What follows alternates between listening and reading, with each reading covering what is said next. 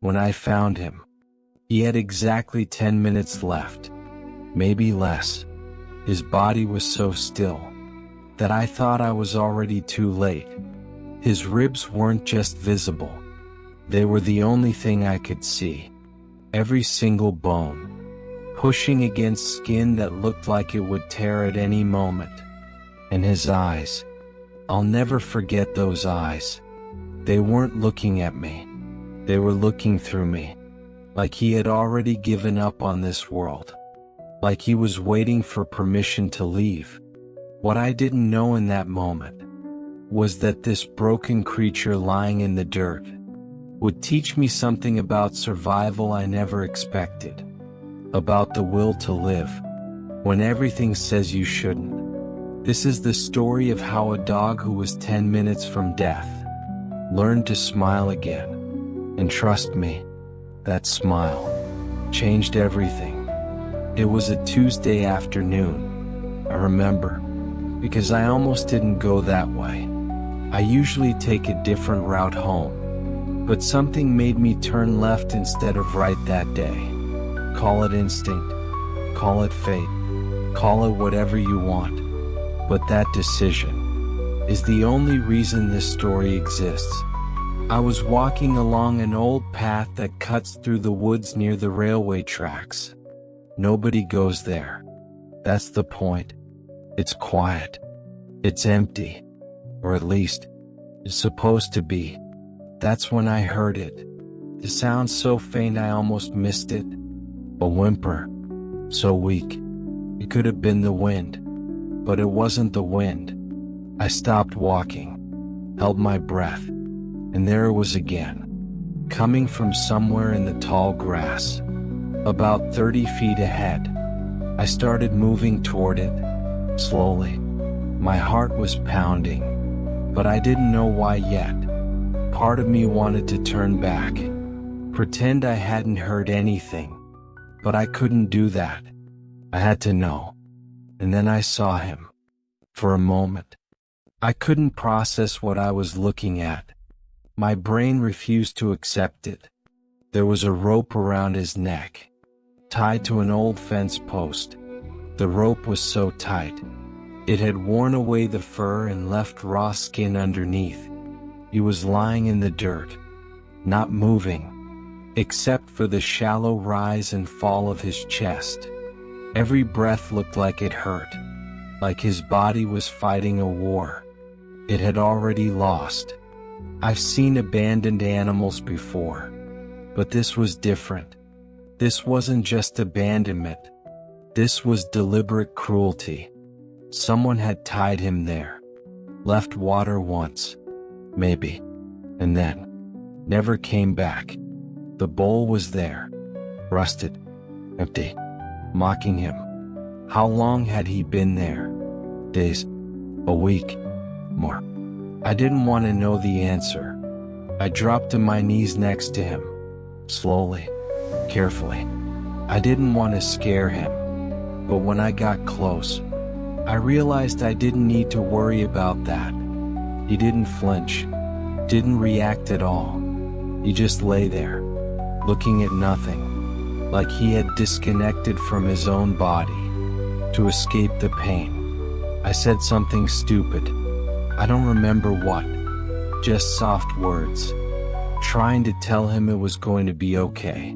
Words I wasn't sure I believed myself, but I had to try. The first thing I did was cut that rope. My hands were shaking so badly, I almost dropped the knife twice. But the moment that rope fell away from his neck, something changed. He took a deeper breath, just one. But it was different from the others, like a tiny piece of pressure had been released. I wrapped him in my jacket and picked him up. He weighed almost nothing. A dog his size should have been 40 or 50 pounds at least. He couldn't have been more than 20, maybe less. I could feel every bone through the fabric. It was like holding a skeleton, covered in skin. Getting him to the car was the easy part. The hard part was watching him in the rearview mirror as I drove. He didn't move the entire time. Didn't lift his head. Didn't look out the window. He just lay there with his eyes half open. Not alive. Not dead. Somewhere in between. Waiting. I broke every speed limit between there and the emergency vet clinic. I didn't care. Let them give me a ticket. Let them give me 10 tickets. This dog wasn't going to die in my backseat. Not today. Not if I could help it. The vet's name was Dr. Martinez. I'll never forget her face when she saw him. She's been doing this for 20 years. I could tell. Because nothing surprises her anymore. Except this. This surprised her. She didn't say anything at first. Just put her stethoscope on. And listened. Then she looked up at me. And I knew it was bad. Severe dehydration. Malnutrition at a level she rarely sees in animals that are still breathing. Organ function was compromised. His kidneys were shutting down. His heart was weak. She gave me a number. 15%. That was his chance of surviving the night. 15%. Less than 1 in 6. She asked me if I wanted to put him down. End his suffering. Give him peace.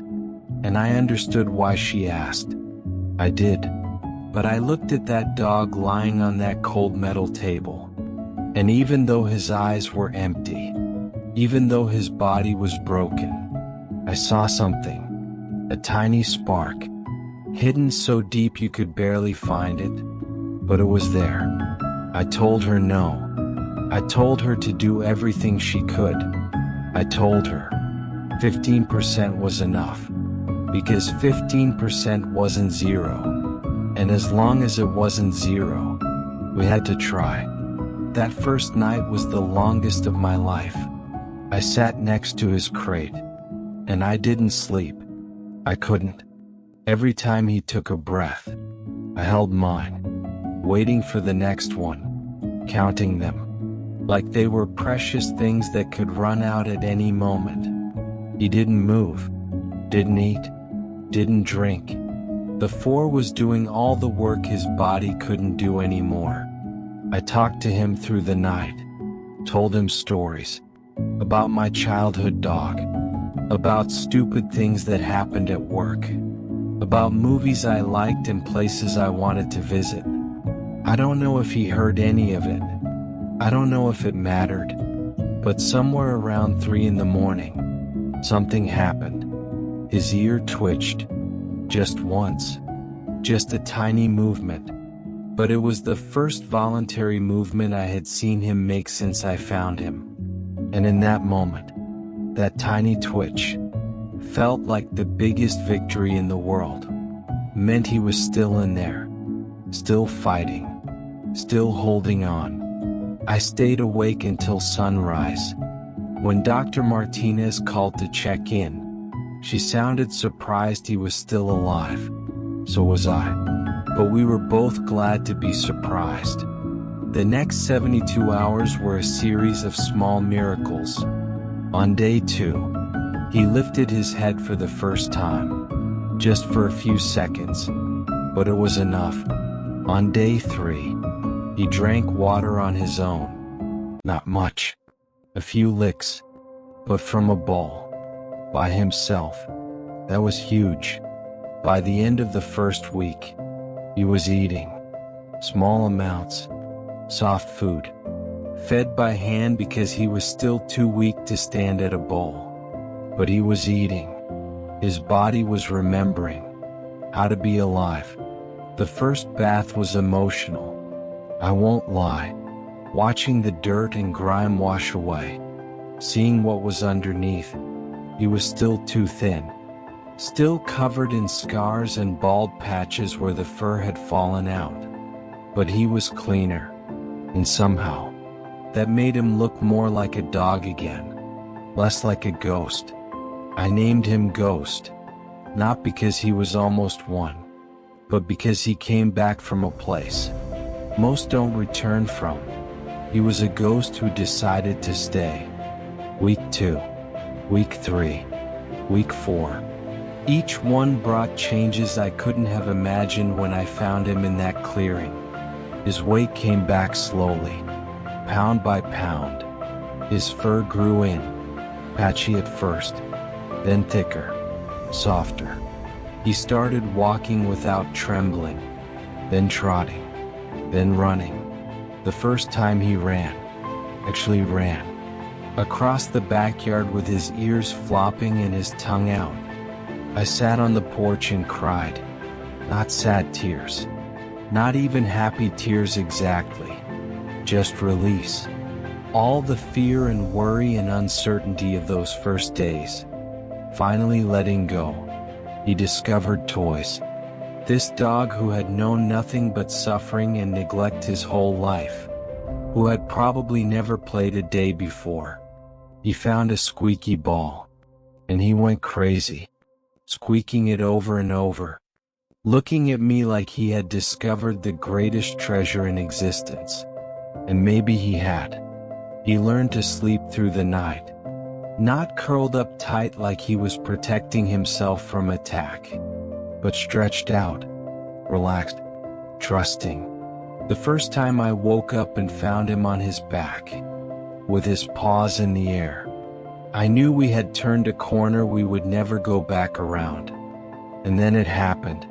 6 weeks after I found a dying dog tied to a fence post with 10 minutes left to live. He smiled. Not a human smile. Dogs don't work that way. But if you've ever loved a dog, you know what I mean. That look, when their mouth relaxes and their eyes get bright, and their whole face just radiates pure joy. That's a smile.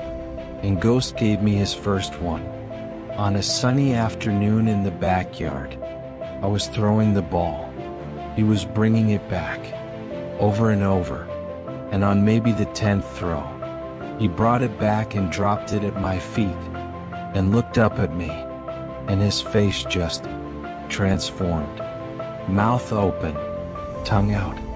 Eyes sparkling, happy, genuinely happy, maybe for the first time in his entire life. That moment is why I didn't give up. That moment is why 15% was enough. Because somewhere inside that broken dog lying in the dirt was this joy, this life, this smile that was worth fighting for. Ghost found his forever home 3 months later.